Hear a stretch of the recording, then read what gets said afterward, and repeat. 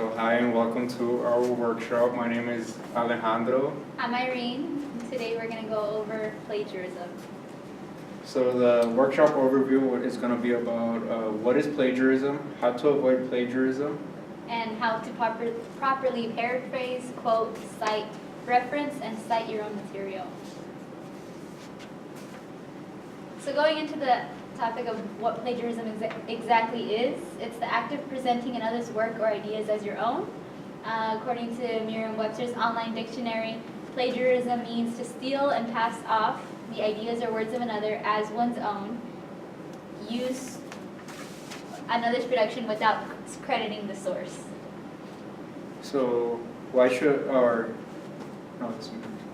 So why should we as students care about this? First and foremost, it is a violation of student code of conduct. Also, according to ASU's academic integrity and plagiarism, they go hand in hand, and plagiarism is the most common form of academic dishonesty.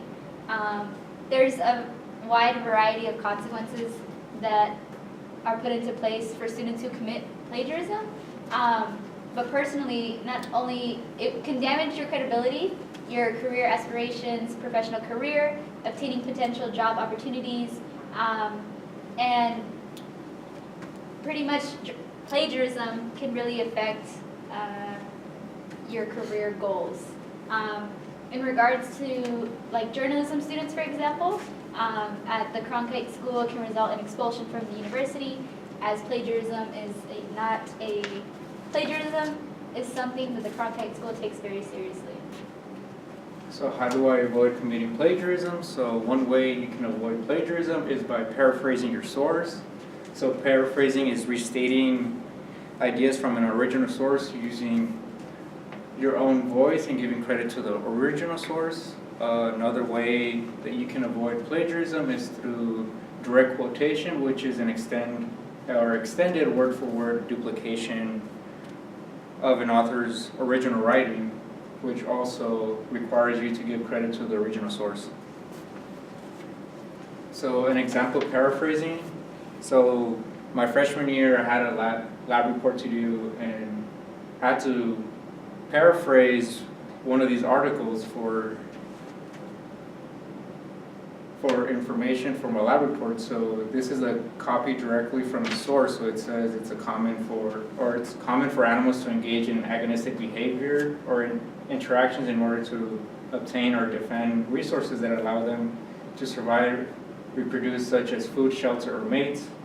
And I'm also giving credit to the author, and how I paraphrase it would be: fiddler crabs demonstrate agonistic behavior to defend resources that aid in survival, such as food, shelter, and finding mates.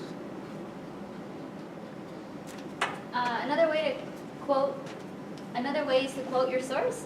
So here I gave an example of like a recent article that I wrote, and then to quote it, you would say, said Irene Franco Rubio, and then whichever publication you're taking, whichever source it's from.